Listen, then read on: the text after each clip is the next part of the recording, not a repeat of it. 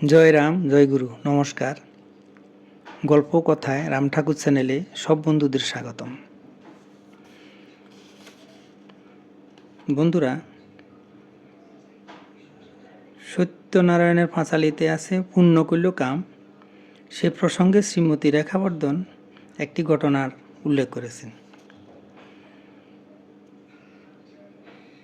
তিনি বলেছেন, শ্রী অদীপ চৌধুরী মহাশয়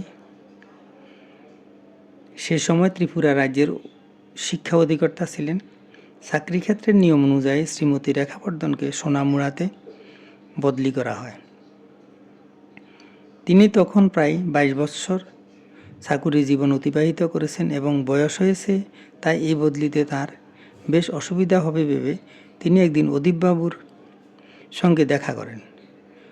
তিনি এই বদলি হবার অসুবিধাটুকু অদীপবাবুকে জানালেন এবং সবচেয়ে বড় যে অসুবিধা তা হলো তিনি তার আরাধ্য শ্রীরাম ঠাকুরকে রোজ রান্না করে ভোগ নিবেদন করেন।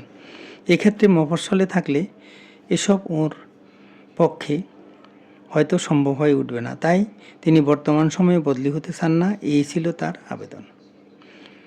শ্রীমতী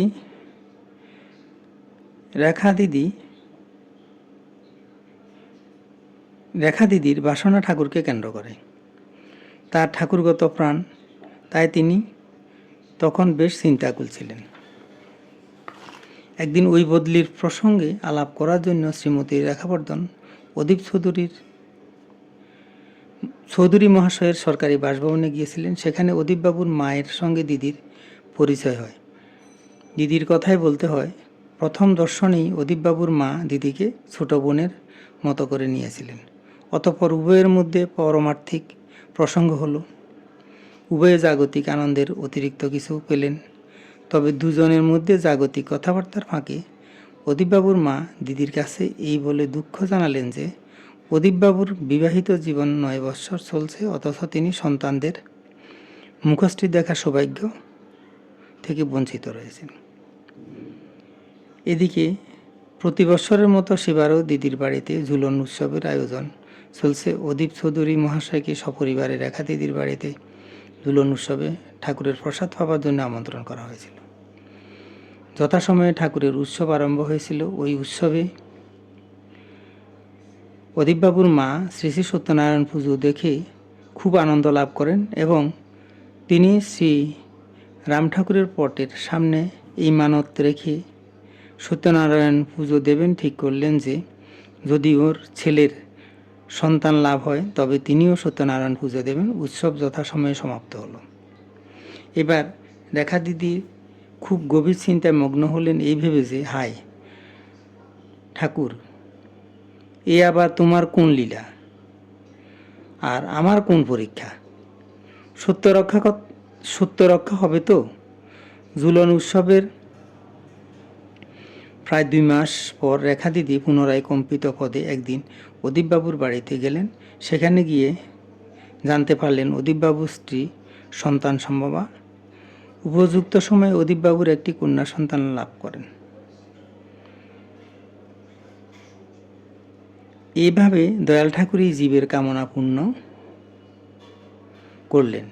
শ্রী শ্রী ঠাকুর শ্রীমুখে বলে গেছেন, কলিকালে সত্যনারায়ণ জাগ্রত, তিনি নিত্যানন্দ রায়, তিনি ওই শ্রীপটেই আছেন। প্রাণ ভরে ডাকার মতো ডাকতে পারলে তিনি জীবের জন্য কৃপা বিস্তার করেন। জীব সর্বদাই তাঁর কৃপা ছায়াতে বেঁচে আছে, তবু তিনি লীলা করার জন্য মাঝে মাঝে আরও একটু কাছে আসেন। শ্রীমতী রেখাবর্ধন অবসর গ্রহণ করেছিলেন। তিনি বলেছেন, তার শেষ জীবনে চাকরি ক্ষেত্রে তাকে বদলি ঝামেলা ভোগ করতে হলো না, এ কেবল দয়াল ঠাকুরের অহেতুক কৃপা। শ্রী ঠাকুর বলেছিলেন, নামের গুণে ভাগ্যভোগ উদয় হয়ে অস্তে চলে যায়। রেখা দিদির জীবনে এই প্রমাণ রয়ে গেল। বন্ধুরা, এখন আমি শ্রী ঠাকুরের বেদবাণী থেকে 2-1টি বাণী পাঠ করে আপনাদের শোনাচ্ছি। ঠাকুর বলেছেন, সংসার মায়াময়, যাহা যখন ঘটিবে সকলেই প্রাক্তন ফলমাত্র জানিবে। তাহাদের বেগ ধৈর্য ধরিয়া নিত্য সেবার যত্নবান থাকিবে। ঠাকুর আবার বলেছেন, সংসার মায়াময়, মোহবশত ভুল প্রার্থনায় আটক হয়। এই মায়ার বন্ধন মুক্তির উপায় এই মায়ার বন্ধন একমাত্র উপায় শরণ লওয়া। বেদবাণী 1। বন্ধুরা, আজ এ পর্যন্তই। আগামী দিন আবার শ্রী শ্রী ঠাকুর সম্পর্কে গল্প বানিয়ে নিয়ে আপনাদের সাথে থাকব। বন্ধুরা, চ্যানেলটি যদি আপনাদের ভালো লেগে থাকে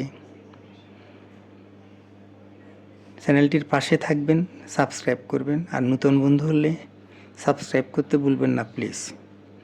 আরও নতুন নতুন ঠাকুর সম্পর্কে গল্প বাণী পেতে চ্যানেলটি বেশি বেশি করে লাইক, শেয়ার, কমেন্ট করবেন। ধন্যবাদ। ভালো থাকবেন। জয় গোবিন্দ। গুরু কৃপায় কেবল।